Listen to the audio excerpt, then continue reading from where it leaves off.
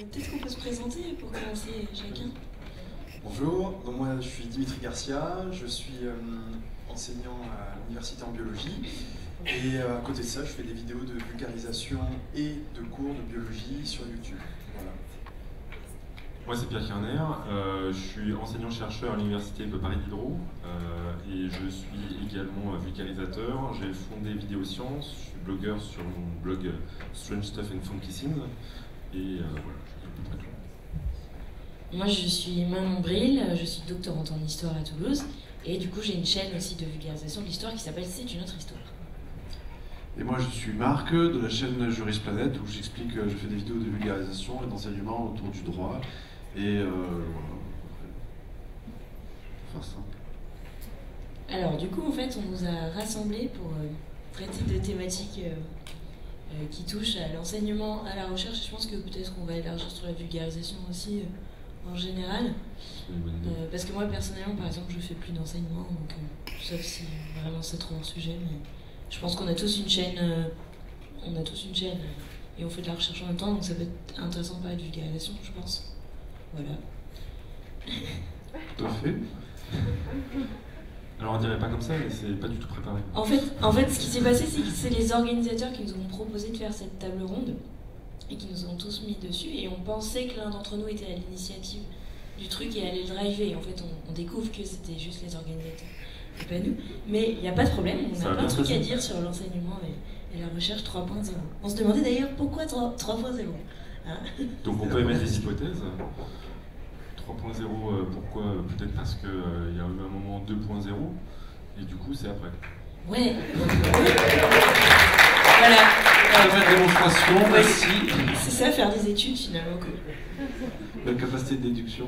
Peut-être 3.0 pour cette manière de dire un peu en général comment utiliser les outils qu'on a à notre disposition aujourd'hui pour essayer d'améliorer ou de transformer peut-être l'enseignement et la recherche aujourd'hui, d'une certaine manière. Donc quels outils nous pourrions, déjà quels outils on utilise et quels outils on pourrait proposer d'utiliser dans le monde de l'enseignement et de la recherche pour essayer de faire évoluer, de bonifier un petit peu la discipline tout simplement. Je vous propose qu'on commence par l'enseignement, puis après on aura peut-être probablement plus de choses à dire sur la recherche. Mais Dimitri, tu peux dire comment toi tu intègres l'enseignement avec ta pratique 3.0? Oui, ouais. Donc déjà, l'idée au départ, moi quand j'ai commencé à traiter de petites vidéos de cours, c'était surtout à la base de créer des cours en format, on va dire quelques minutes, qui à la base pour les étudiants peuvent être une base de prérequis avant de commencer un cours en amphi ou de commencer un cours en biologie en général, dire ben voilà, avant d'aller dans ce cours-là, il faut au préalable que tu aies tel et tel prérequis.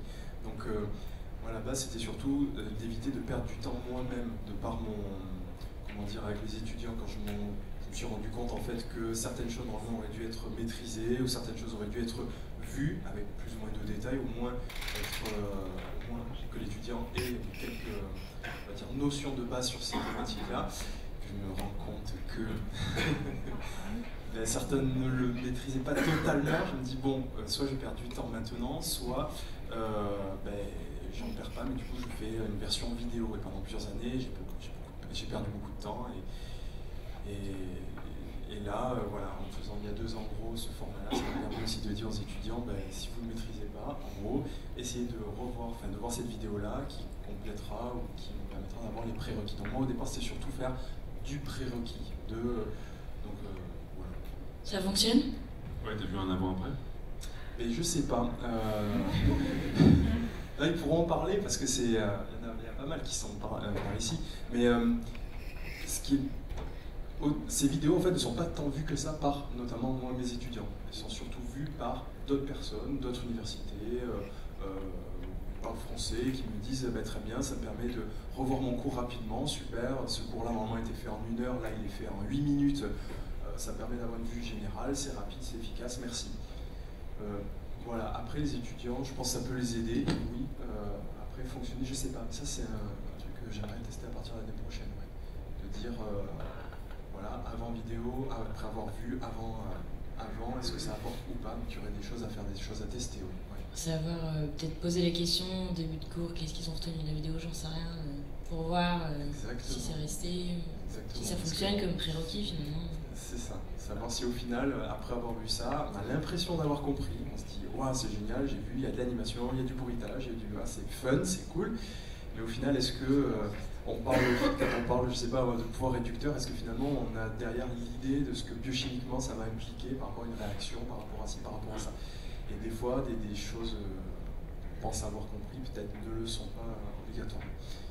Donc à tester, ça c'est un truc à partir de l'année prochaine à développer vraiment. Donc voilà. Alors moi, pas vraiment exactement la même approche. J'ai constaté personnellement, pour embrasser la carrière d'enseignement, que le meilleur moyen pour moi d'acquérir des savoirs, c'était de faire de l'enseignement. J'ai toujours conçu en fait que pour pouvoir acquérir moi-même un savoir très très précis, plus je le recherchais, plus j'essayais de le transmettre, plus c'était facile pour moi de le conserver dans ma tête. Donc au bout d'un moment, en faisant ce constat, je pense que vous avez à peu près la même expérience quand, par exemple, vous essayez de faire des devoirs par rapport à l'investissement que vous avez quand vous faites un exposé. Généralement, le premier exposé qu'on a fait en classe de 6e avec Madame Michou, je me souviens de toutes les dates, je me souviens de tout ce que... Parce qu'on s'investit émotionnellement, il y a la possibilité de se planter devant tous ses camarades. Du coup, on essaie de fournir un petit peu.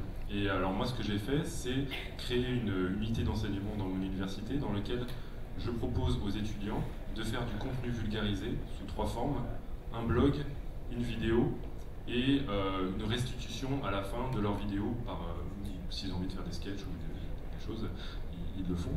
Et ils vont vulgariser des éléments de ce qu'on envisage comme de la culture biologique. Donc cette vidéo s'appelle Culture biologique numérique, puisqu'ils ont un blog, ils ont un compte Twitter, ils ont un compte Facebook qui est associé avec leur propre production. Et en s'investissant à faire ça, on espère qu'ils acquièrent du savoir comme ça. Et qui, en plus, grâce à leur travail de vulgarisation, font aussi notre travail de transmission à leurs camarades. Voilà, ça c'est le projet, et pour l'instant on a fait une première année qui s'était plutôt bien passée, mais on n'a pas encore assez de recul. Et là, cette année, on va voir comment ça se met en place. Effectivement, c'est une étape très importante pour vraiment apprendre un truc. On dit qu'il faut d'abord le découvrir, le lire ou l'écouter en cours, ensuite l'apprendre, et ensuite l'étape pour vraiment le maîtriser, c'est de l'enseigner, de l'apprendre à quelqu'un, quoi. Donc forcément, parce qu'on l'intègre bien plus. Alors moi, du coup, pour l'enseignement, je ne vais pas tellement parler parce que j'enseigne plus cette année, mais j'ai donné des cours en licence, et avant j'étais prof des écoles. Mais du coup, par rapport à l'usage des vidéos, j'ai pas d'apport là-dessus particulier. D'accord. Pour ma part, comment utiliser les outils informatiques modernes dans le cadre de l'enseignement, je vais aborder deux points en fait. Le premier, qui n'est pas si moderne que ça, mais qui aujourd'hui quand même peut être vachement pratique, c'est l'usage du tableur. Pourquoi c'est si important? En fait, ça permet de... Enfin, à la base, moi je fais des cours de droit, donc les chiffres, tout ça, c'est pas trop notre domaine, par principe, mais ça permet de faire et d'avoir un lien avec les étudiants qu'on ne pourrait pas avoir normalement parce que ça prend trop de temps si on n'a pas un traitement informatisé des données, tout simplement. Et donc, dans le cadre des TD particulièrement, où il y a des échanges avec les étudiants, il y a des corrections, ce genre de choses. Aujourd'hui, ce que je fais beaucoup, j'essaie d'aller beaucoup plus loin que juste une simple note, en fait. De dire, c'est bien, votre copie, elle est bien, elle n'est pas bien, point. Donc, on a mis en place ce qu'on appelle une typologie des erreurs. On essaie de mettre en avant les erreurs récurrentes, les choses qu'il ne faut pas faire, la progression dans les points méthodologiques. On essaie de mettre en place une évaluation de l'acquisition de certaines compétences. Quelle est la capacité de l'étudiant à développer une argumentation? Est-ce qu'il a une bonne acquisition des connaissances? Est-ce qu'il a une bonne analyse du sujet? Et tout ça, ça se fait grâce, encore une fois, à un tableur. Ça se fait tout simplement en même temps que la correction. On coche des cases sur l'ordinateur et à la fin, il y a des rapports automatiques qui sortent avec des petits graphes pour les étudiants, en comparaison avec les copies précédentes, ce genre de choses qui leur permet d'avoir un retour en fait, d'évaluation beaucoup plus précis, complet, avec un suivi qu'on ne pourrait pas avoir autrement. Et je trouve que aujourd'hui, c'est peut-être ça l'atout principal du 3.0 ou plus généralement de l'informatique dans le domaine de l'enseignement, c'est que ça nous permet d'avoir un lien avec les étudiants ou les élèves qui va être beaucoup plus poussé que ça n'aurait pu l'être sans, tout simplement. C'est pas plus long? Non, en fait, ça a été long au départ de créer la matrice, en fait. Mais après, c'est vraiment pendant la correction, et l'ordinateur à côté, il y a une faute comme ça, on coche des cases, en fait, et ça se fait tout seul, quoi. C'est vraiment, ça prend pas de temps, en plus, c'était ça le Et critère. il y a un suivi annuel, du coup. Pour chaque étudiant, on peut avoir comme ça Voilà, un suivi trimestriel sur ouais. X de mois. Ouais, tout à fait. Et comment ils l'exploitent, du coup? Comment est-ce que tu as un retour d'expérience, justement, sur ils sont contents parce que ça leur permet de voir, en fait, où est-ce qu'ils sont potentiellement bons ou mauvais, quels sont les points d'amélioration à avoir, plutôt qu'une copie avec une note où ils savent que d'accord la copie est mauvaise, mais et habituellement, comment ça se passait quand ils avaient une copie avec une mauvaise note, ils venaient voir l'enseignant à la fin de la séance en demandant comment je peux faire pour m'améliorer. Et là c'était problématique parce qu'on n'a pas le temps d'expliquer ça individuellement à tout le monde. Donc là l'avantage c'est qu'ils ont des points objectifs où ils savent directement où et comment progresser. Donc vous n'aviez pas de grille de correction détaillée sur papier? Le problème, c'est qu'on fait du droit et on ne peut pas avoir de barème précis. C'est une appréciation qui est très subjective par rapport au traitement du sujet. Donc après, on essaie de faire ça aussi, mais c'est beaucoup plus compliqué par contre. C'est sur format Excel? Ouais. Après, je dis de blanc. Je te donnerai mon adresse, je vais m'envoyer. Ça m'intéresse. Ouais, pas de souci. Je pourrais le tester cette année. Voilà, après, l'autre outil, c'est les vidéos, évidemment. Par contre, je n'utilise pas mes vidéos dans le cadre de mes enseignements à l'université, donc mes vidéos ne portent pas du tout sur ce que j'enseigne à l'université. Tout simplement parce que j'enseigne en 3e année depuis quelques temps maintenant, et j'essaie de faire en sorte que ce que j'apporte sur Internet, ce soit d'abord accessible à pas seulement aux étudiants en droit, mais à toute personne qui veut découvrir le droit, et donc je commence par les fondamentaux. Mais l'avantage du support vidéo permet d'avoir un lien très différent en fait, que dans le cadre d'une conférence ou d'un cours magistral, puisque tout simplement déjà il y a les effets de mise en scène, le montage, le fait qu'on a une transmission qui est à la fois auditive mais à la fois visuelle aussi, donc on peut avoir une superposition des informations qui est plus importante, qui va être donc plus intense, on peut dire et montrer plus de choses. Et puis il y a le jeu d'annotation, de liens cliquables aussi, qui permet d'avoir un rapport avec la vidéo qui est beaucoup plus interactif. Ce qui fait qu'au final, aujourd'hui, on peut transmettre de manière beaucoup plus compréhensible, en beaucoup moins de temps, le même savoir en fait, grâce à la vidéo, en particulier la vidéo sur Internet, avec le système de description, de liens, ce genre de choses qui permet à une personne qui veut juste découvrir en 15 minutes quelque chose, et une personne qui veut apprendre, qui veut vraiment développer une connaissance, et bien de faire pause, de travailler dessus, d'aller plus loin, d'aller voir les sources, ce genre de choses. Et c'est ça que je trouve relativement révolutionnaire en fait dans les techniques d'enseignement, c'est que la vidéo permet vraiment un enrichissement de la transmission du savoir. Et est-ce que c'est exploité? Parce que moi je me pose souvent la question, on nous propose de faire ce genre de format, mais après il y a une différence entre la théorie et la pratique. Et toi, est-ce que tu n'as pas fait du coup l'expérience de transmettre comme ça à tes étudiants? Alors j'ai quelques étudiants, très peu qui voient mes vidéos, mais après est-ce que c'est exploité? C'est exploité à 1% à peu près. C'est-à-dire à peu près 1% du public qui utilise totalement les outils mis à disposition dans la vidéo, hein, les annotations, les liens cliquables, tout ça, qui fait pause, qui revient sur ce genre de choses, mais c'est déjà bien. Quand tu dis on, c'est qui? On. Eux. Enfin, c'est qui? Les autres. Les autres. Peut-être une distinction entre nos étudiants ou le public visé, l'internaute en général. Non, mais par je parlais personnellement moi de l'université par exemple. L'université. Voilà. Ouais. Parce que justement, on est à l'heure de ce qu'on appelle les MOOC, les classes inversées, de toute façon les cours d'amphi. En gros, les classes inversées, il faut que tu t'expliques. Oui, il y a les MOOC.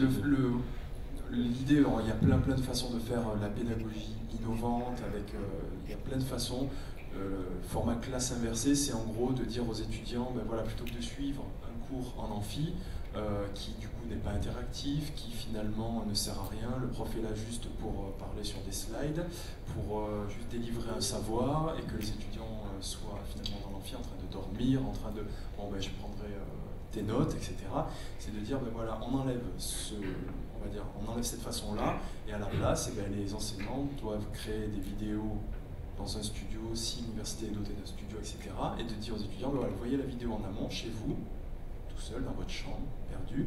Et ensuite, les heures allouées normalement pour les cours magistraux sont des heures qui sont cette fois-ci faites pour des travaux dirigés, pour des travaux pratiques, et donc que ça part d'une bonne idée par rapport au fait que le cours magistral du coup est plutôt, comment dire, comme je viens de le décrire, plutôt pas bon, pas bien.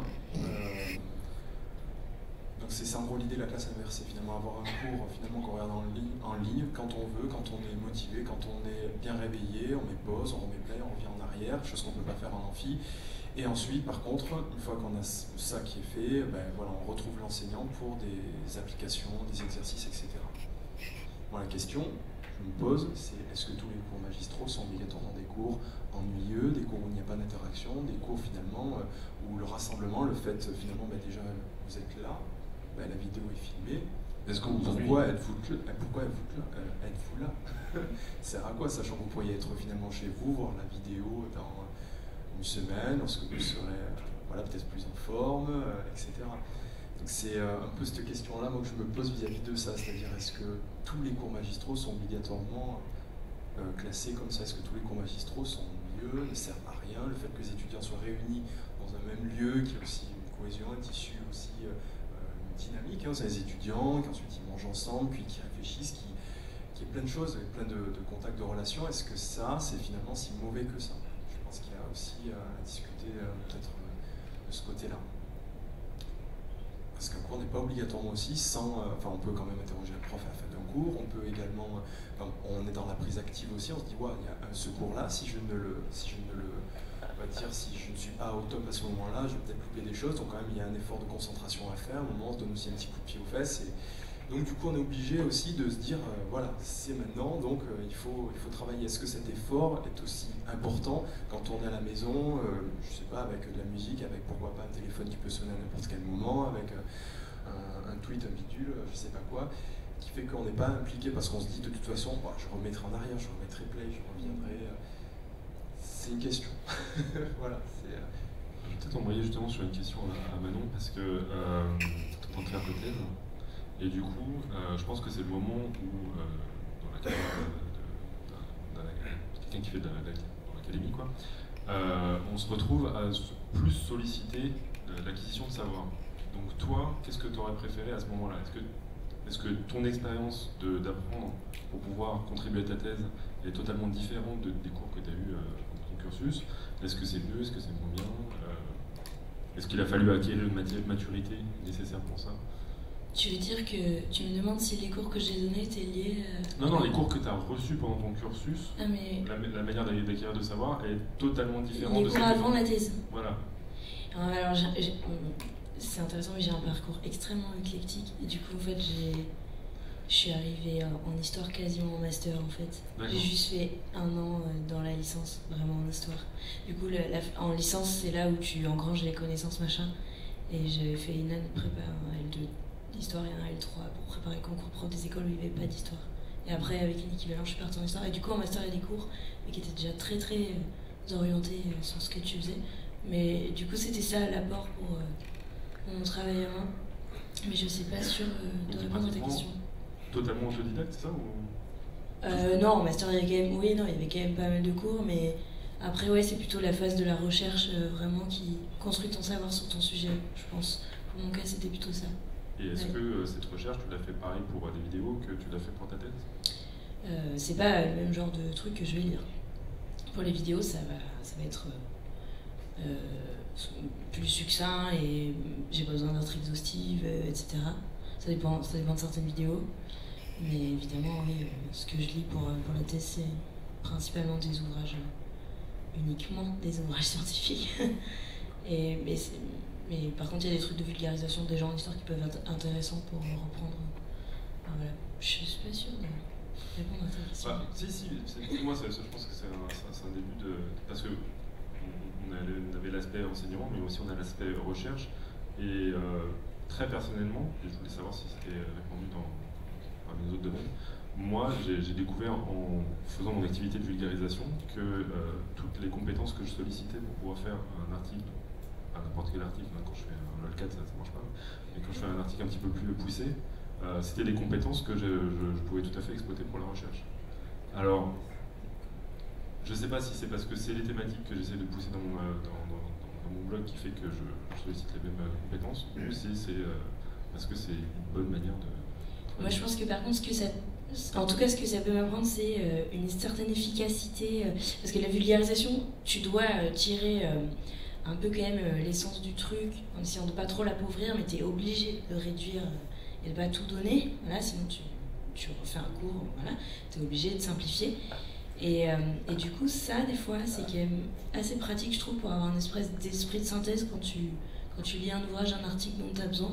Pour aller plus vite droit au but, j'ai l'impression qu'éventuellement, dans l'entraînement mental, tu vois, ça a pu m'aider pour ça. Surtout que là, du coup, moi, je me retrouve Alors, c'est intéressant de parler du fait que les universités s'intéressent de plus en plus au MOOC, je sais pas comment on dit, au cours en ligne. Et du coup, là, par exemple, moi, je suis payée par mon université pour faire des vidéos de vulgarisation sur leur chaîne à eux. Donc, on en fait une par mois, et l'idée, c'est de vulgariser une publication en sciences humaines et sociales, de la présenter. Et donc là, pareil, je dois produire un truc comme ça par mois, lire une publication qui n'est pas forcément dans mon domaine, puisque moi, je suis en histoire, mais la chaîne, elle brasse toutes les sciences humaines et sociales, et je me retrouve à lire des trucs qui ne sont pas du tout de ma discipline, et là, c'est un bon exercice de lire rapidement, essayer de comprendre vite, être efficace, en tirer un petit substrat essentiel et le rendre de la manière la plus claire possible. Du coup, je pense que là, par exemple, dans l'écriture de ma thèse, même si bien sûr je vais être beaucoup plus complète dedans, c'est un bon exercice d'entraînement mental pour être assez rapide et efficace, comme quand tu feras un compte rendu de lecture. Mais voilà, je pense que c'est un bon exercice. Mais justement, personnellement aussi, ce genre d'activité dans lequel il y avait de la recherche pour autre chose et la recherche que je faisais personnellement, j'ai acquis des outils en faisant de la vulgarisation numérique pour le coup, de recherche de ressources que je n'aurais pas utilisé et que j'utilise maintenant quotidiennement pour ma recherche de jour, enfin pour la recherche scientifique. Et notamment, il y a quelque chose qui, comme tu l'as dit, essayer d'aller à l'essentiel, ce réflexe que n'ont pas nécessairement tous mes collègues de prendre une publication, d'en retirer la quintessence moelle rapidement pour pouvoir contribuer vraiment dans une direction de recherche, je ne l'aurais probablement pas acquise aussi facilement et avec les outils qui existent à l'heure actuelle sur Internet si je n'avais pas fait de la vulgarisation. Donc, je me demande si, en termes de recherche, ce serait pas bien de pousser tous les collègues à en faire. Déjà qu'il faut les convaincre qu'on ne fait pas de la merde. Je me demandais juste jusqu'à quelle heure on a commencé à 45, c'est ça? On est jusqu'à la nuit? Parce que peut-être ça peut être intéressant de prendre des questions des gens aussi. Ouais. Jusqu'à 13h. On a jusqu'à 13h? Non, c'est pas possible. Ok. Il faudrait peut-être le micro.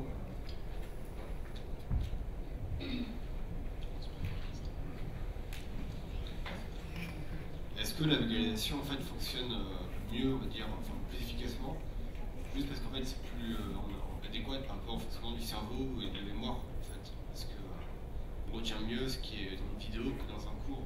Y a-t-il des neurologues dans la salle? Aucune idée. C'est intéressant. Après, est-ce que c'est pas une impression aussi? C'est là où il faut. Parce que la vidéo peut être intéressante, on peut sortir de la vidéo en se disant yes, c'est bon, j'ai compris. Mais il faudrait voir si il y a un cours en amphi, une évaluation. Maintenant, je n'ai pas accès à ce cours, je prends une autre catégorie d'étudiants, je ne teste qu'avec la vidéo et je fais du coup la même évaluation. Et tester, et voir, et juste et constater à partir de la vidéo. Et on constate, il y a beaucoup d'études qui ont été faites qui ont montré que, en fait, non. On a l'impression en sortant de la vidéo que yes, c'est bon, c'est compris, je suis au top, je peux faire n'importe quoi, enfin je peux tout faire, et finalement, non, en fait, il n'y a pas de meilleur résultat. Ouais, tout à fait, mais après c'est une question de. Après c'est une question de contexte aussi. On est peut-être plus réceptif à la base à la vulgarisation parce que c'est un domaine qu'on aborde un petit peu quand on veut, quand on est plus disponible mentalement, quand on est plus confortable aussi, parce que généralement on regarde des vidéos de vulgarisation chez soi, dans son petit fauteuil, c'est confortable, alors que l'enseignement, généralement, à part les autodidactes, mais on va dire plus généralement l'enseignement, en particulier dans le cadre académique, c'est un format qui est un petit peu plus imposé, qui est plus lourd aussi, donc il y a un volume de connaissances qui est plus important et qui est moins confortable du coup. Et c'est vrai qu'au niveau expérientiel, on a l'impression que la vulgarisation passe plus facilement. Et donc si je ne suis pas au courant de ces études, hein, mais si de fait l'enseignement est plus efficace parce que y a la structure tout simplement qui fait que c'est fait pour la transmission de connaissances. La vulgarisation est plus agréable en fait, ce qui fait qu'on a ce ressenti un petit peu qu'on va conserver peut-être plus de choses ou plus facilement. Un aspect, c'est aussi, pour répondre, un aspect important, c'est aussi les échanges entre les étudiants. Si on ne fait que subir un cours, qu'il soit en amphi ou en vidéo, généralement ça ne donne pas de super résultats. Si par contre il y a un échange après entre les étudiants, une réappropriation de ce que tu as appris, tiens, je vais leur expliquer à une autre personne ou à deux personnes, en petits groupes, confronter des points de vue, tiens, alors moi je pense ça, je sais pas, pour un problème en physique, voilà, je lâche une boule de pétanque,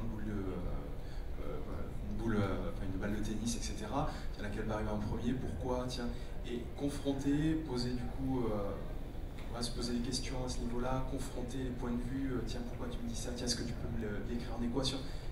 Là, du coup, là, on s'approprie, je pense, le savoir. Et là, par contre, les résultats de ces mêmes genres d'études, c'est dès qu'il y a du coup cette confrontation, ces explications entre étudiants, même pas que avec l'enseignant qui réexplique aux étudiants, mais même entre étudiants, là, les notes, elles grimpent.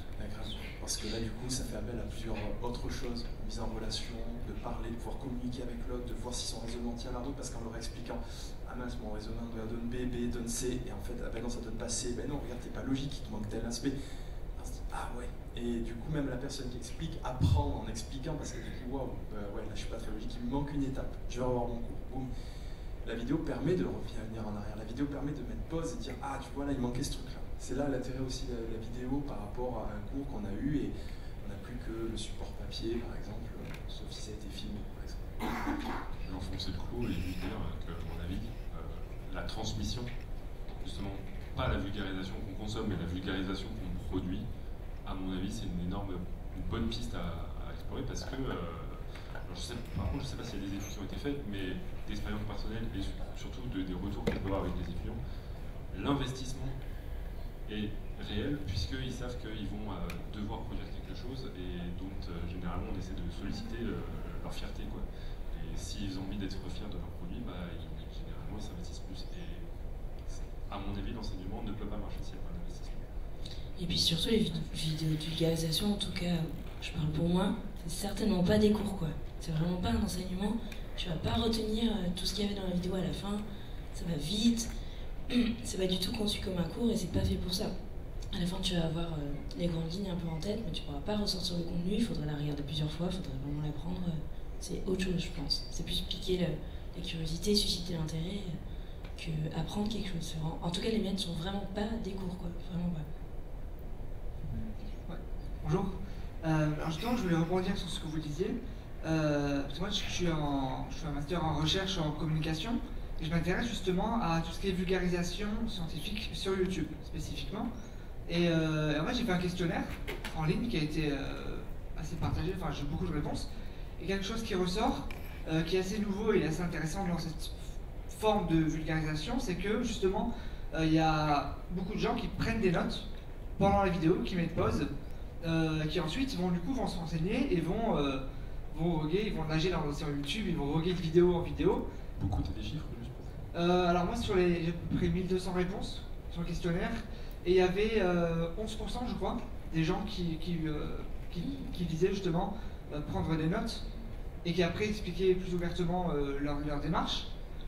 Et justement, certains disaient que c'était quelque chose de nouveau en fait, que c'est vraiment quelque chose d'intéressant. Je ne savais pas que ça se consommait comme ça, les vidéos. Ouais. J'avais fait ça personnellement. Alors, c'est vrai que moi personnellement, je ne fais pas non plus... Enfin, pas souvent, parce qu'en plus, c'est que, moi en sciences, je suis curieux, mais alors je comprends rien sur ce qui est sciences naturelles, c'est vraiment pas mon domaine, mais c'est intéressant en fait. Non, mais c'est vrai, c'est des commentaires que je vois de plus en plus dans les vidéos de gens qui me disent mais c'est intéressant, je commence à prendre des notes pour travailler dessus plus tard. Donc je dois avouer que j'ai fait la même tête au début. Prendre des notes sur une vidéo, d'accord, pourquoi pas. Mais au final, c'est bien parce que du coup, les gens travaillent vraiment dessus. C'est une belle évolution. Ça veut dire que ces gens-là donnent à ces vidéos un statut de cours finalement, et qu'ils les conçoivent comme ça, ils les utilisent comme ça. Ce qui est à réfléchir parce que moi perso, en tout cas, c'est vraiment pas des cours. Mais au moins ça doit aider à retenir, si tu veux retenir vraiment. Et ils demandaient, ces gens-là, du coup, les sources, ils demandaient des choses complémentaires aux vidéos Oui, alors en vrai, justement, j'avais une question, je demandais si les gens s'intéressaient aux sources des vidéos. Et effectivement, par exemple, beaucoup de gens reprochent, enfin, beaucoup de gens reprochent, non. Voilà, il y a quelque chose que les gens trouvent imparfait chez YPenser, par exemple, c'est qu'ils ne citent pas ses sources, pas assez. Ah oui. Et ça, je voulais revenir justement. Alors, évidemment, j'aime beaucoup YPenser, évidemment, c'est pas pour me mettre en porte-à-faux, évidemment. Il est derrière toi. Oh mon Dieu. Et non, en plus, c'est que j'ai eu l'occasion de parler avec lui justement. Et lui, il trouve, lui, s'il met pas de source, il dit que c'est parce que ce qu'il dit, souvent, c'est des choses très connues en fait. Quand il parle de Newton, il dit qu'il n'a pas justifié, pas forcément à le justifier. Et du coup, je voulais vous en parler justement. Je vais essayer de faire vite, mais étant donné que vous êtes des professionnels, vous êtes dans le milieu de l'enseignement, est-ce que vous avez déjà échangé sur ce sujet avec des amateurs, entre guillemets, des gens qui ne sont pas dans le milieu au départ, quelqu'un comme Nota Bene par exemple, qui n'est pas historien. Est-ce que vous avez déjà parlé de ça, de la vérification des faits, des sources? Est-ce que c'est un sujet un peu délicat à aborder? Oui, je peux juste embrayer là-dessus parce que donc, moi je suis fondateur du collectif Vidéosciences qui appartient aussi à une structure qui s'appelle le Café des Sciences. Et dedans, d'une certaine manière, la plupart des vulgarisateurs qui sont à l'intérieur sont aussi professionnels de l'enseignement et donc on n'a pas eu de clash parce qu'il y avait une pratique qui était faite par énormément de personnes de mettre des sources. On s'est retrouvé à avoir ces discussions-là, mais j'avais l'impression qu'il y avait un consensus qui s'en était dégagé pour dire voilà, les sources c'est important. Ce qui était intéressant, c'est que la discussion pour pourquoi on met des sources a permis de rentrer dans des pistes pour montrer que c'est pas si évident. Parce que ceux qui ont un automatisme des sources, c'est pas une finalité en soi. Mettre un lien et ne pas aller vérifier, ou mettre un lien qui ne sert à rien, ça va pas aider. Il faut se demander aussi pourquoi on met des sources, il faut se demander quelles sont peut-être les dérives de mettre des sources. Et cette discussion a eu lieu avec énormément d'aspects qui étaient couverts. C'était une trentaine de mails, donc je ne peux pas vous faire un résumé là-dessus. Mais ça a eu lieu, et heureusement, c'était pas juste alors, il faut mettre des sources, point. Parce que ça, c'est pas une réponse. Et juste si je peux me permettre de rebondir un petit peu sur ce que tu as dit avec le débat relatif à YPenser. En fait, le principal problème, c'est on a encore du mal aujourd'hui à qualifier qu'est-ce que c'est une source, tout simplement.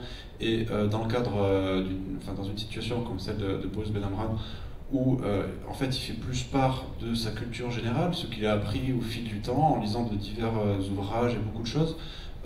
Moi je partage son point de vue dans le sens où dans le cadre de ses vidéos, il ne peut pas mettre de source tout simplement parce que ce qu'il a appris, ce qu'il lit, ce sont des choses qui se recoupent dans de très nombreux ouvrages et qui ne sont pas propres à une source en particulier. Donc le mieux qu'il puisse faire au maximum, c'est une bibliographie indicative pour nous donner des pistes sur à l'approfondir ou voir où on peut voir des ouvrages qui vont traiter de ce genre de sujet. Par contre, là où ça devient important et même nécessaire d'indiquer des sources, c'est lorsqu'on parle sur du factuel, lorsqu'on vise des événements, des travaux, des choses qui sont précises. Là, oui, c'est important et même nécessaire d'indiquer ces sources. Mais la question, c'est toujours un peu délicat de savoir est-ce que cette personne-là nous partage sa culture qui ne fait pas référence à quelque chose de précis, ou est-ce qu'on parle de quelque chose de précis, où là il faut sourcer. Moi je mets des sources sous toutes les vidéos. Quand ce sont des vidéos de cours, j'invente rien, le cours c'est pas moi qui l'invente, c'est une synthèse de X livres. Donc comme ce sont surtout des étudiants qui regardent ça, mais ça leur permet aussi peut-être, parce que certains m'ont déjà dit ah bah tiens super tel bouquin, ça m'aiguille bien. Ça leur permet de savoir dans quel bouquin ils peuvent avoir finalement ce que je raconte, ce qu'il y a comme animation dans la vidéo. Après, pour les vidéos qui sont plus vulgarisation, l'autre format que je fais sur la chaîne, là également je mets des sources, mais là ce sont des livres généraux, parce que j'ai pas d'études précises selon les vidéos, mais je mets des livres pour soit avoir, on va dire, le contenu plus détaillé, parce que la vidéo finalement c'est quelques minutes qui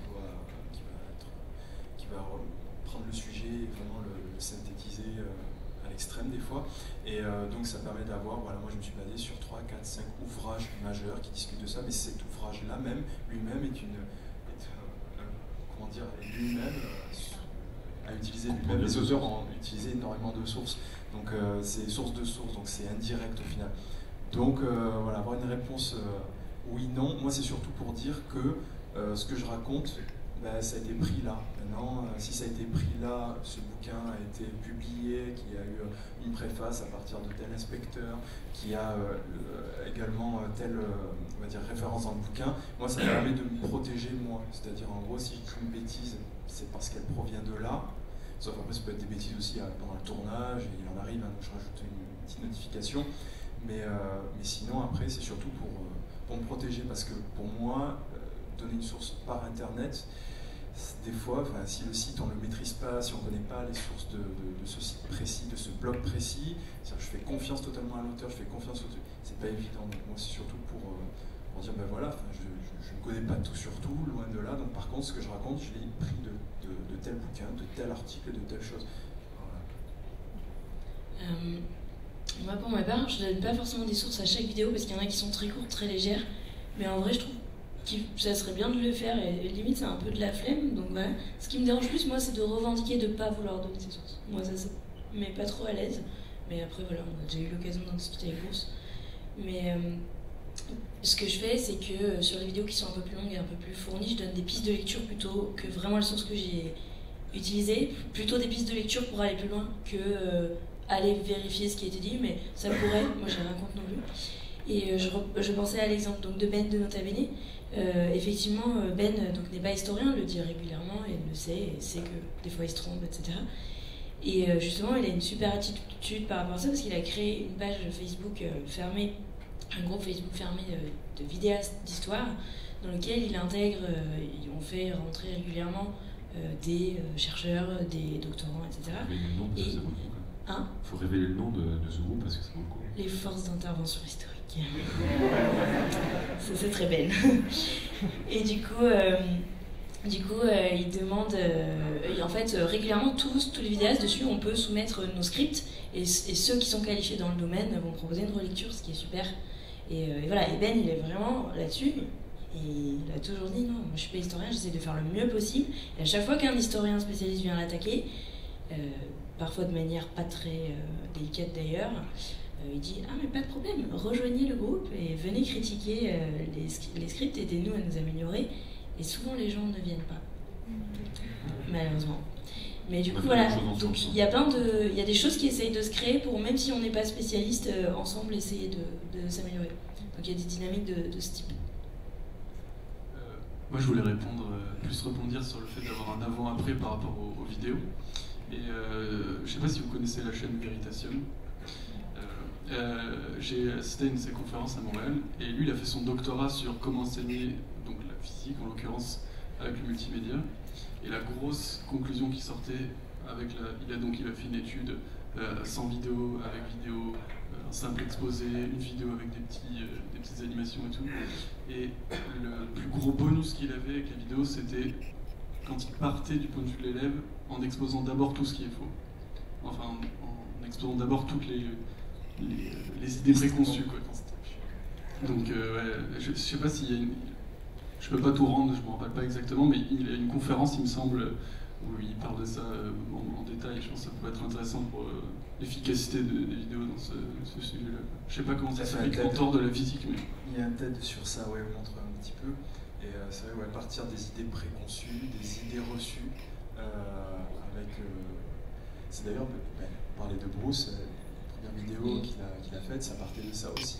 C'est un classique de vulgarisation, ça, comme procédé. Il y a ça comme accroche, en fait, pour rentrer dans la vidéo, partir des idées préconçues et les déconstruire. Il y a poser une question qu'à la base on ne se serait jamais posée, mais une fois qu'on te l'a posée, t'as envie de savoir, genre, c'est n'importe quoi. Je crois que c'est Léo qui avait fait ça avec pourquoi les ours polaires ne sont pas verts, ou je sais plus ce que c'était son truc. Et en fait, c'est une question que tu ne serais jamais posée et tu t'en fous, mais une fois qu'on te l'a dit, voilà. Et c'est vrai que c'est des accroches sympas. Et je pense qu'en particulier, déconstruire quelque chose que tu pensais acquis, ça doit être particulièrement efficace pour retenir. Et après, selon la matière, selon le cours, ça peut s'y prêter ou pas. C'est là où après on rentre dans le... quand on peut le faire, très bien. Mais quand c'est pas possible, quand il ne faut pas le faire, il ne faut pas artificiellement le faire. Parce que des fois, dans certaines pratiques pédagogiques, on nous dit mais non, mais il faut faire cette manière-là et c'est tout. Non, pas obligé, là, ça s'y prête pas. Oui, donc, pardon, vas-y, finis. C'est bon, c'était tout. Ah oui, on peut pas forcément toujours demander des prérequis sur ça. Quel est ton avis sur la fourchette au 19e siècle dans la région d'Auvergne? Quoi? Tu n'as pas de prérequis? Et en fonction des compétences aussi des vulgarisateurs, parce qu'il y a des gens qui ont des facilités pour faire telle ou telle activité, et faut pas s'imaginer que, ok, il y a une formule qui marche pour Veritasium, peut-être que lui, il a un talent pour ça, et que moi, j'aurais pas un talent pour ça, mais pour solliciter... Non, sans aucun doute. Non, je ne pense pas. Moi c'est la croche des gueux, en fait. Genre, vous l'avez vu, vous ne vouliez pas le voir, mais vous l'avez vu. Oui. Excusez-moi. Alors moi j'avais une question plutôt par rapport au fait, vous avez utilisé plusieurs fois le mot outil pour parler des nouvelles technologies, etc. Alors moi j'avais vu des reportages en fait, c'était pas en France, je sais plus c'était en Belgique ou en Suisse, mais c'était des écoles, c'était plus des primaires. En fait ils avaient vraiment supprimé les professeurs et tout ça, et les élèves apprenaient sur des tablettes avec des programmes. Et je voulais savoir ce que vous pensiez de ça, de vraiment en quelque sorte ces nouvelles technologies, cet enseignement 3.0 entre guillemets, du coup, qui remplace un peu les professeurs, ce que vous en pensiez, parce que donc, ça rejoint un peu ce qui avait été dit sur les... Une nouvelle job, donc c'est de la merde. Ouais, la première chose que je peux dire, c'est que ce sont des outils qui sont rentables et que malheureusement aujourd'hui, c'est une question qui est loin d'être... qui est une question qui est très d'actualité. Je disais juste l'argent. Pour rester terre à terre, malheureusement. Après, c'est une bonne chose, mais il ne faut pas oublier que rien ne remplacera l'appréciation d'un être humain, son expérience, sa capacité de synthèse, de faire des associations avec des choses totalement improbables. Et c'est ça qui fait la richesse de la connaissance, c'est le fait de sortir des cadres, tout simplement. Ce qu'un ordinateur, jusqu'à preuve du contraire, est incapable de faire pour l'instant au moins. Donc c'est quelque chose qui c'est un outil du futur malheureusement, parce que ça va permettre de faciliter beaucoup de choses d'un point de vue très terre à terre, mais je pense qu'il faut essayer de pas passer d'un excès à l'autre en fait. En l'occurrence, moi je pense qu'il faut toujours se demander pourquoi c'est mis en place. J'ai souvent l'impression que s'il y a tel ou tel lobby de produits informatiques qui est derrière, il faut se demander si c'est pour vraiment l'enseignement ou si c'est pour autre chose. Après, je pense que ça dépend comment c'est fait. Donc effectivement, si ça remplace totalement le prof, là comme ça, on aurait tous envie de dire c'est bizarre. Mais du coup, moi, pour avoir enseigné en primaire, c'est vrai que j'avais vu l'arrivée des tableaux interactifs, tableaux blancs interactifs, et que mes collègues étaient très frileux parce que oh là là, ils vont passer toute la journée devant des écrans. Là là, et en fait, c'était un super outil. Et c'était génial. Et je pouvais faire trop de trucs avec. Et on passait pas forcément toute la journée devant non plus. Et du coup, encore une fois, un outil, et ben avec un marteau, tu peux construire des trucs ou péter un mur, tu vois. C'est vraiment un outil, c'est toi qui t'en sers et tu peux avoir des meilleurs usages comme le pire.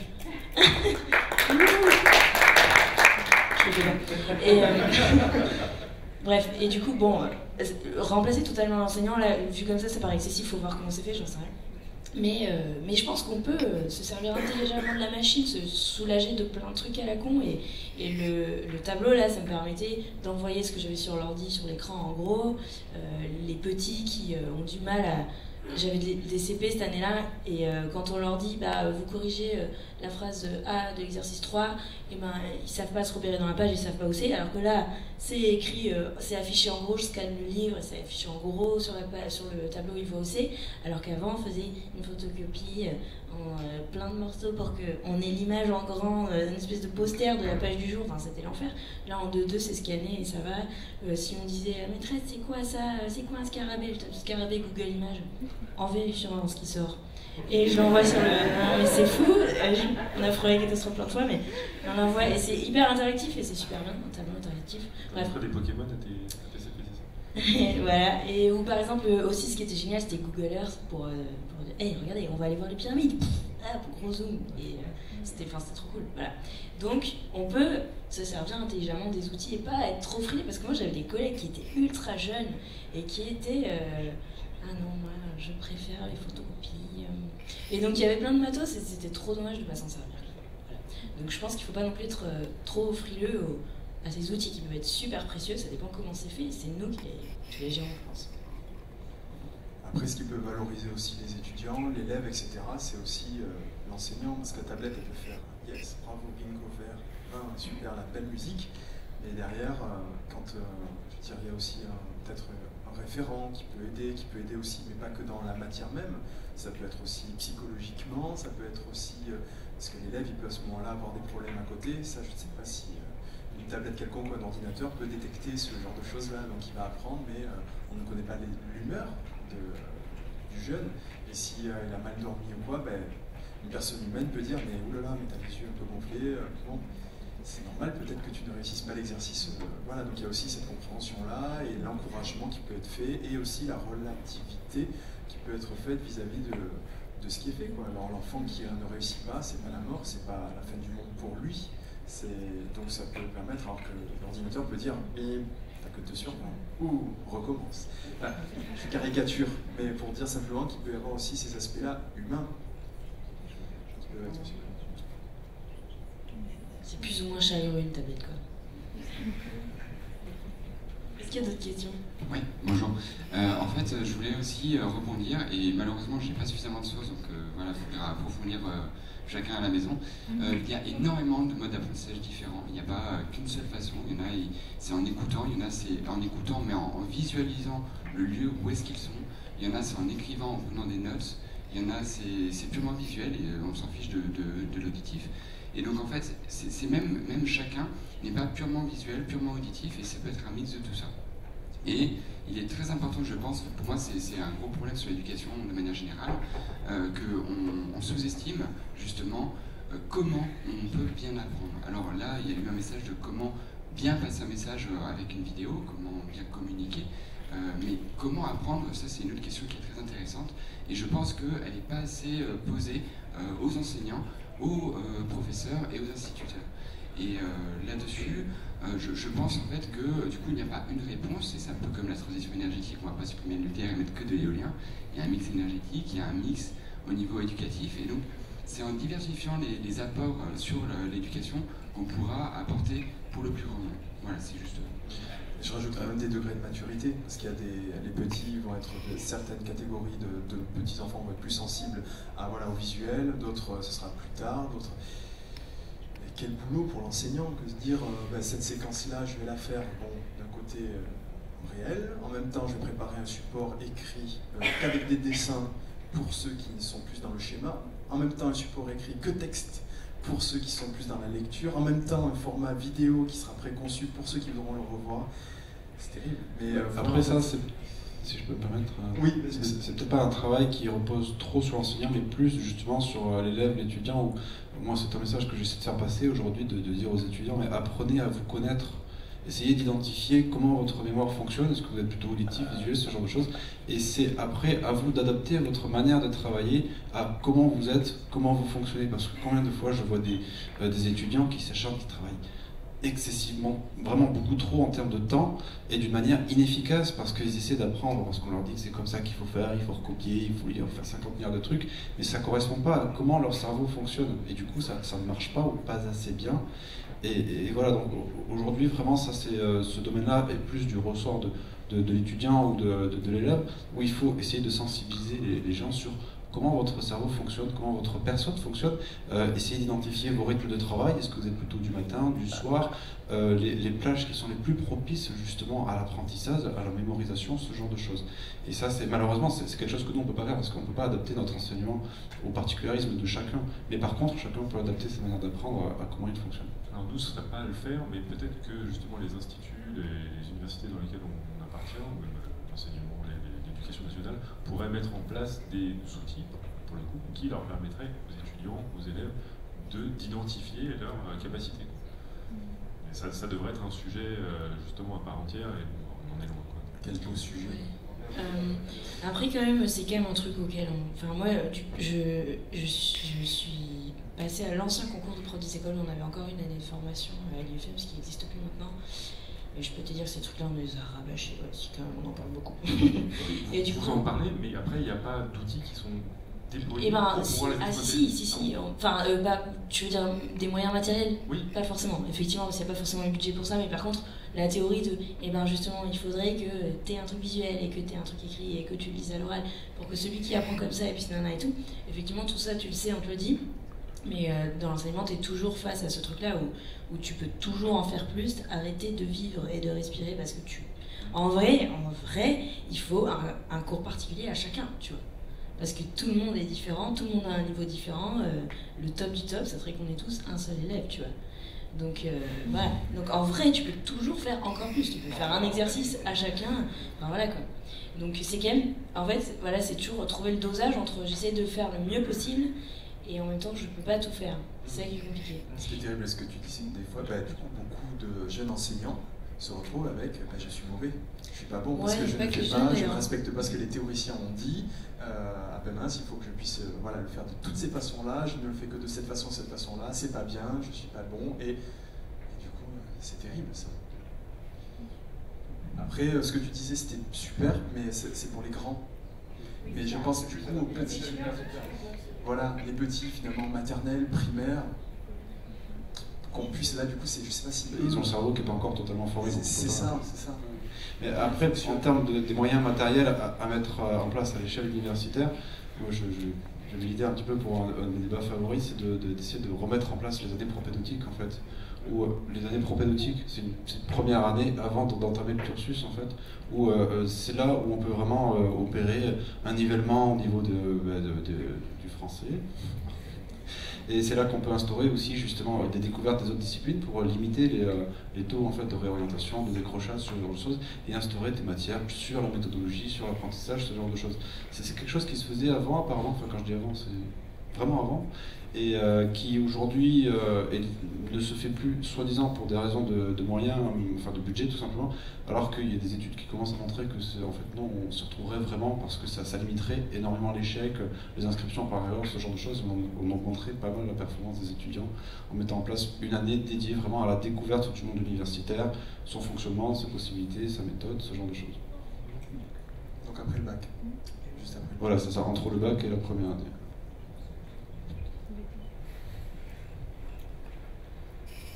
Du coup, vous venez de me donner une remarque supplémentaire à faire. J'avais discuté avec un responsable de MOOC d'université qui proposait de justement utiliser les MOOC comme phase de transition entre le lycée et la première année universitaire et de proposer des contenus intermédiaires. Donc ça, c'est peut-être une piste à creuser par rapport au système actuel. Et je voulais surtout revenir sur ce que vous discutiez au tout début, c'est-à-dire l'utilisation des vidéos comme support pédagogique et notamment des vidéos de vulgarisation. Vous avez beaucoup parlé du supérieur, mais je pense qu'en fait, les vidéos de vulgarisation, c'est surtout un outil pédagogique fantastique pour un niveau collège, voire lycée. Moi, je sais que je fais des vidéos de biologie où j'essaye de vulgariser pour que ce soit accessible à partir, on va dire, 10 ans. Et j'ai régulièrement des professeurs de collège et de lycée qui me contactent pour me dire qu'ils utilisent mes vidéos comme introduction à leur cours. Parce que justement, en vulgarisation, on va souvent chercher des approches pour attirer le public, pour susciter la curiosité, et ça, pour un prof, c'est un outil pédagogique fantastique pour lancer ensuite un contenu plus sérieux et plus approfondi. Donc personnellement, je trouve que l'utilisation majoritaire des vidéos de vulgarisation pour la pédagogie, il est là, à l'heure actuelle.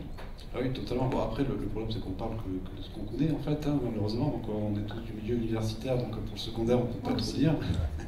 Mais oui, totalement, la vulgarisation, l'accessibilité du savoir par la vidéo est utile à tout stade de l'existence, en fait, que ce soit au début, avec le primaire peut-être un petit peu moins, mais le secondaire totalement, et puis après, les personnes qui veulent apprendre tout au long de la vie, ce genre de choses. Et l'avantage, c'est que l'immense majorité des MOOC sont accessibles sans condition de cursus universitaire. Donc déjà, des personnes qui veulent prendre à l'avance, découvrir ce genre de choses, peuvent commencer à se former avec des vidéos qui sont... Enfin, les MOOC, c'est plus que des vidéos, il y a un petit suivi aussi, ce genre de choses, donc ça permet d'avoir ce côté interactivité, évaluation. Ouais. Et après, du coup, par rapport entre public universitaire ou public du secondaire, ça dépend aussi un peu, je pense, du ton de ta vidéo. Moi, je sais que ça m'arrive de temps en temps que des profs me disent ça, mais il y en a aussi beaucoup qui me disent « J'adore tes vidéos, mais c'est dommage, il y a trop de gros mots, je peux pas montrer mes élèves. » Et du coup, il n'y a pas non plus beaucoup dans mes stats, il n'y a pas beaucoup de jeunes qui me regardent, c'est plus ma tranche d'âge, 18-35 ans. Donc il y a un ton peut-être qui est adéquat au nom, quoi. Après, ça peut être eux-mêmes, les élèves qui vont consommer des vidéos. Je pense aux vidéos de Dr Nozman, des side-vlogs, dans lesquels des étudiants... Dr Nozman ? Salut.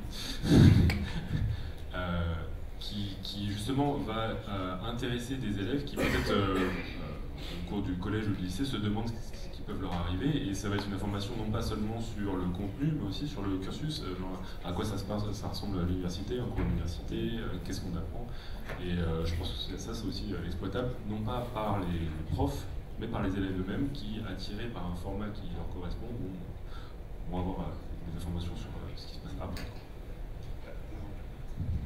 L'avantage aussi avec l'accessibilité des vidéos sur Internet, enfin du savoir en général, pas que des vidéos, mais c'est ça facilite grandement aujourd'hui l'autodidactie en fait. Alors que jusqu'à il y a quelques décennies encore, c'était le fait de pouvoir être autodidacte était réservé à des privilégiés, puisque l'air de rien, l'accès à la connaissance, ça a un coût. Aujourd'hui, la réduction de ce coût, le fait de ne pas le conditionner à l'achat d'ouvrages, de ce genre de choses, rend vraiment beaucoup plus facile l'autodidactie, l'accès à la connaissance, peu importe les circonstances, le contexte, votre situation, ce genre de choses. Donc ça, c'est une grande évolution quand même, je trouve.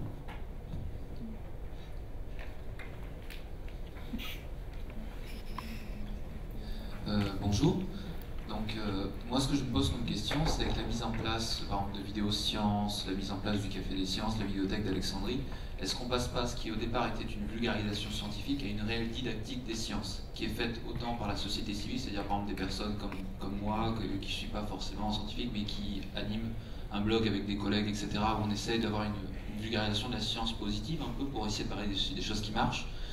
Donc, est-ce qu'on n'en arrive pas là à une didactique des sciences qui est vraiment mise en place? Qu'est-ce que tu veux dire par didactique des sciences? Alors, je suis peut-être un peu moins au point sur ce terme-là, mais je sais que j'ai un collègue qui lui est en psycho qui me dit que là, lui, la vulgarisation, il trouve que voilà, au fait, il le met carrément de côté en disant qu'il va plutôt aller vers les sources, vers ce qui est vraiment de la didactique. Mais aujourd'hui, en fait, ce que je m'entends pas trop avec lui à ce niveau-là, c'est qu'avec les sources qui sont mises, avec le travail de revue qui est fait, de relecture qui est faite sur la vulgarisation scientifique, est-ce qu'on n'en arrive pas carrément à un contenu qui est vraiment pertinent, qui n'est pas juste une simple mise en bouche? On a les deux en fait, et c'est ça qui est fantastique. C'est d'un côté, on a vraiment de la vulgarisation pour ceux qui sont curieux, qui veulent découvrir, parfaire leur culture générale, et puis après, on a un système alternatif vraiment d'une transmission de plus en plus organisée, de plus en plus structurée, de plus en plus approfondie et complète de la connaissance, en plus des systèmes académiques classiques. Et c'est ça qui est totalement exceptionnel avec ce qu'on vit aujourd'hui, c'est que la transmission de la connaissance se fait vraiment de beaucoup de manières différentes, et on peut avoir aujourd'hui un canal qui va être adapté à chacun, tout simplement. Je trouve que c'est bien, les deux sont là, en fait, sont déjà là. Oui. Ce que j'espère en tout cas au niveau du Café des Sciences, c'est que j'espère que ce serait revendiqué par l'essentiel du collectif du Café des Sciences, c'est qu'on ait un écosystème, encore une fois, c'est-à-dire vraiment très très varié, avec des pratiques variées, des publics variés et des objectifs variés. Et du coup, on ne peut pas parler d'objectifs puisqu'il y en a un qui veut s'exprimer pour ses collègues, un autre qui veut s'exprimer pour les plus petits, un autre qui veut s'exprimer à des camarades, un autre qui veut s'exprimer parce qu'il a envie de parler. Voilà, quoi. Donc, j'espère que cette pluralité permet d'avoir un lectorat, un public divers et varié, mais que les gens n'y voient pas une uniformisation ou une direction privilégiée. Ça ne devrait pas être le cas. En tout cas, bravo. Oui, bonjour. En fait, moi je voudrais juste revenir sur la place de l'enseignant et de la vidéo.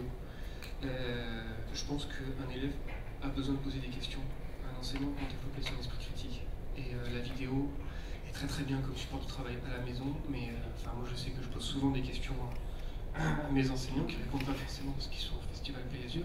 On veut des noms. Mais t'as droite. Au Festival Play Azur. Mais je veux dire, la place de l'enseignant, c'est vraiment ça, c'est une interaction, et je pense que ça permet à l'élève de développer un esprit critique. Alors la vidéo en tant que telle ne suffit vraiment pas, sauf s'il peut y avoir communication par mail ou quelque chose comme ça, mais voilà, c'est tout. C'est tout l'intérêt des MOOC aujourd'hui, qui ne sont pas que des vidéos, mais qui justement sont d'abord un support vidéo, et puis après il y a tout un mécanisme de retour, des petites évaluations, des questionnaires, des FAQ, ce genre de choses qui permet justement cette interactivité, cette transformation du savoir. Juste, on donne une information, mais est-ce que je l'ai bien comprise, est-ce que je l'ai bien appropriée comme il faut, et c'est en ça que c'est un outil qui est vraiment bien. C'est une bonne remarque parce que dans l'université, en tout cas à Paris Diderot, souvent il y a des collègues qui s'imaginent que les MOOC ça va être bon, ça serait bien, je me mets devant un écran et vous avez la caméra, vous me filmez, je fais mon cours et puis voilà, c'est fini. Et là, il y a ceux qui pratiquent les mots qui ont fait alors pas vraiment, il y a 2 petits trucs à faire. En fait, faut être présent, faut faire des retours, faut que cette vidéo elle soit chapitrée pour que ce soit facile. Et là, ça me dit ah bon, enfin non, je vais pas le faire. Et c'est très très important qu'on ait ce dialogue-là au sein des différentes universités parce qu'il y a beaucoup de gens qui s'imaginent que les MOOC c'est voilà, je fais ma vidéo, bonjour, au revoir et c'est fini. Mais c'est un produit qui est accompagné, sinon ça n'a pas d'intérêt. Après, il peut y avoir les échanges avec les commentaires, mais c'est jamais en direct. Les commentaires, c'est quand le vidéaste veut bien répondre. Et du coup, il n'y a pas cette spontanéité sur le moment, je comprends pas, pause. Ah. Voilà, les commentaires, c'est pas organisé, il n'y a pas de garantie, justement. En plus. Donc c'est du bonus, mais on ne peut pas compter. C'est une limite, pour moi, c'est la limite, une des grosses limites. En plus du côté, comme on disait, il y a tout le côté affectif aussi, la relation avec l'étudiant, avec les élèves, mais il y a ce côté. Comment ? C'est illégal. Oui, non, vis-à-vis de l'humeur. Je ne vais pas utiliser le bon terme. Voilà, pour moi, c'est 2 grosses limites. Et sinon, comment est perçu votre travail sur Internet par les enseignants plus classiques, qui ont déjà un peu de mal avec Wikipédia, des trucs comme ça? Alors, ça change, et c'est tant mieux. Pour l'unité d'enseignement dont je vous ai parlé tout à l'heure, ça c'est une démarche qui d'une part a été acceptée par un conseil d'enseignement, ce qui fait que les gens ont vu un intérêt. Et là c'est développé grâce à des CRCT, le vocabulaire de l'enseignement. En gros c'est des décharges d'enseignement qui sont offertes à des enseignants pour pouvoir normalement faire de la recherche. Et c'est la première année où dans l'université Paris Diderot il y a eu des CRCT pédagogiques pour pouvoir développer des structures pédagogiques. Donc ça commence. Oui, moi aussi, c'est le cas. Alors que l'histoire, c'est une discipline un petit peu poussiéreuse parfois, dans son esprit. Et en fait, ça a été surprenamment bien reçu par les collègues de l'université, en tout cas ceux qui n'aiment pas ne l'ont pas dit. Et du coup, j'ai même été invitée à faire des interventions dans des TD de collègues, etc. Donc c'est plutôt bien reçu et c'est surprenant. C'est très surprenant quand le ponte de ton labo... Vraiment, le vénérable, respectable, vient me dire bonjour Manon, j'ai vu vos vidéos. Celle où je fais des blagues de cul, c'est ça? Ok. Oui, j'ai bien rigolé. Ok. Très bien. Abonnez-vous. Donc c'est. Des fois, on est surpris quand même. Ça vient de plus en plus dans les mentalités. Et globalement, les gens qui sont réfractaires à ça, c'était déjà les gens qui étaient réfractaires à la vulgarisation en général, qui pensent que ça rabaisse. Le contenu scientifique, etc., que ça dessert la recherche, alors que je pense que c'est exactement l'inverse. C'est vraiment des enseignants, enfin en tout cas dans l'âme. C'est vraiment des enseignants dans l'âme, ces gens. Oui, c'est souvent pas des super enseignants d'ailleurs, parce qu'ils s'en foutent. Et voilà, donc ça, c'est de plus en plus dans les mentalités quand même. La preuve, moi par exemple, mon université me paye pour leur faire de la vulgarisation, donc c'est quand même institutionnalisé, etc. Parce qu'on a des retours positifs aussi d'enseignants. Moi, je suis pas du tout biochimiste, par exemple. Alors, loin de là. Je fais pourtant des vidéos de cours de biochimie. Mais parce que moi, ça m'ennuie à l'époque, parce que moi-même, j'ai passé beaucoup de temps et je me disais, voilà, si j'avais eu ça, ça m'aurait peut-être plus aidé. Donc maintenant, j'ai un peu plus de recul. Je me dis, tiens, ça peut être moyen pour les étudiants. Et du coup, j'ai eu des retours de profs de biochimie, des crampons, comme tu dis. Et là, pareil, tu es là, ouais, j'ai vu tes vidéos, tu fais tu viens bleu, tu te dis, tout va se jouer là. Et là, il te dit, super, c'est un truc que j'aurais aimé pouvoir le faire avec créer mon tableau ou avec une animation, que j'arrivais pas à le faire, que tu as pu faire avec du coup ce côté un peu dynamique, cette animation 3D. Bravo, super. Là, tu te dis, c'est bon. Donc c'est bien, ça encourage en tout cas. Et ça... Je vois qu'on a tous la même appréhension quand quelqu'un dit ah, j'ai vu tes vidéos. Regardez père. Mais bon, globalement, moi aussi, même si ça n'a pas été très abordé parce que c'est pas du tout en lien avec mes activités universitaires, donc il n'y a pas eu de contexte pour en parler tout simplement, mais j'ai eu des retours qui sont globalement positifs. Même si, voilà, comme c'est pas en lien avec mes activités universitaires, j'ai aussi eu des retours du genre oui, mais tu fais ça, tu fais pas autre chose quand même, c'est dommage. Tu pourras avancer. Bon, voilà, mais ça, globalement, ouais, globalement, ça c'est bien perçu quand même. Parce que, étrangement, enfin, dans ma scolarité, j'ai eu beaucoup de profs montrer du CMS acier, des trucs comme ça qui étaient vachement mieux vus en fait que ce qui est sur internet. C'est le crédit de la télé qui encore aujourd'hui est assez fort. Pour beaucoup, Internet, c'est... voilà.